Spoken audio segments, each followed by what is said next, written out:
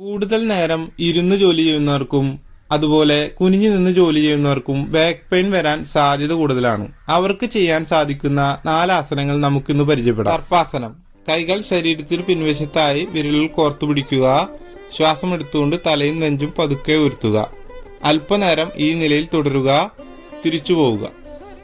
വ്യാഘ്രാസനം. മുൻപോട്ട് കുനിഞ്ഞ് കാൽമുട്ടുകൾ കൈത്തണ്ടകൾ ഒരേ അളവിൽ അകറ്റി വയ്ക്കുക. ഇടതുകാല് ശ്വാസം എടുത്ത് ഉയർത്തുക. ശ്വാസം വിട്ട് നെറ്റിയിൽ മുട്ടിക്കുക. ശ്വാസം എടുത്ത് വീണ്ടും ഉയർത്തുക. ശ്വാസം വിട്ട് നെറ്റിയിൽ മുട്ടിക്കുക. താഴെ വയ്ക്കുക.